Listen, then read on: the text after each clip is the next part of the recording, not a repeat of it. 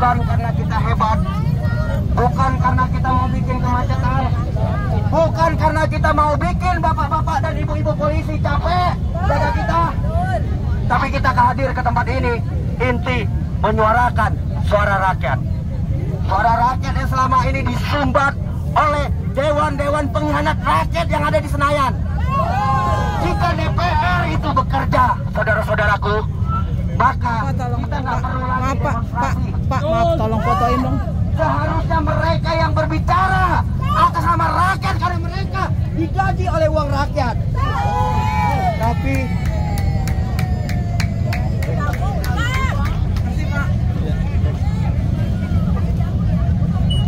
Tapi yang terjadi, saudara-saudara, anggota hewan di Senayan sana makan gaji buta. Anggota hewan yang ada di Senayan sana hanya kong kali kong dengan kaum tukong, sehingga rakyat yang harus bergerak di jalanan, saudara-saudaraku. Dan sialnya kita sebagai rakyat sipil yang punya hak untuk menyampaikan pendapat di muka umum dan sudah memberitahukan aksi kita kepada kepolisian, tapi diberikan apa? Diberikan tembok-tembok besi.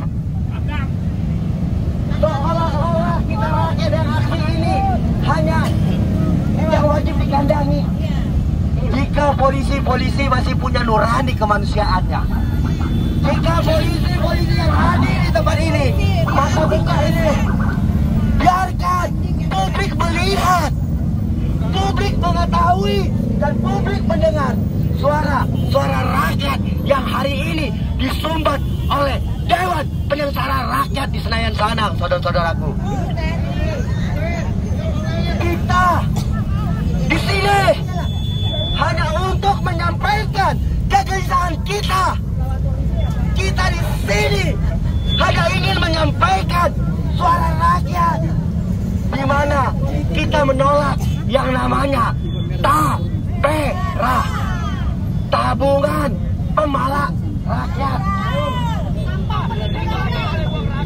Kita juga di sini mendesak agar kepolisian, kejaksaan, kehakiman, dan aparat-aparat penegak hukum untuk segera menangkap seluruh koruptor di negeri ini.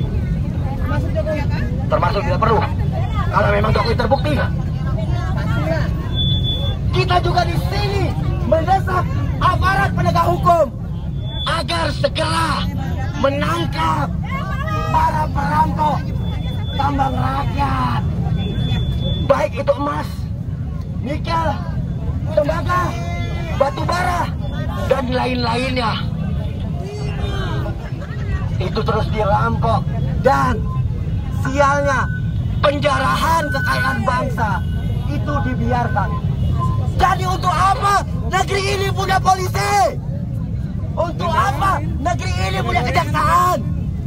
Untuk apa negeri ini punya militer? Dan para yang katanya NKRI harga mati. Kata yang terjadi adalah kekayaan alam bangsa ini terus menerus dirampok. Kita di sini juga menyuarakan suara saudara-saudara kita yang dirampas tanahnya seperti Rempang di jalan, seperti di Kalimantan dan di daerah-daerah lainnya. Belum lagi di Toba dengan Tungku, ribut bertahun-tahun dan bertahun dengan TPR. Kita di sini menyuarakan penuhi kedaulatan rakyat. Jadi saudara-saudaraku, jadi kawan-kawanku semua, ada sebuah analogi. Batu yang besar pasti akan pecah. Bukan karena hantaman pertama, kedua, bahkan sampai 1000.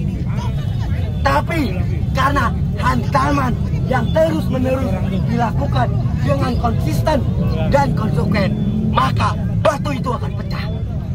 Begitu juga Jokowi pasti tumbang jika kita terus menyuarakan tumbangkan Jokowi. Jokowi pasti tumbang, saudara-saudaraku. Dan aku menggaransi itu. Jokowi pasti tumbang. Tapi kita di sini bersuara untuk mempercepat keruntuhan Jokowi. Karena apa? Karena Jokowi lah yang kerusakan negeri ini. Jokowi lah sumber perusahaan hukum negeri kita. Jokowi lah sumber penghancur hutan di negeri kita.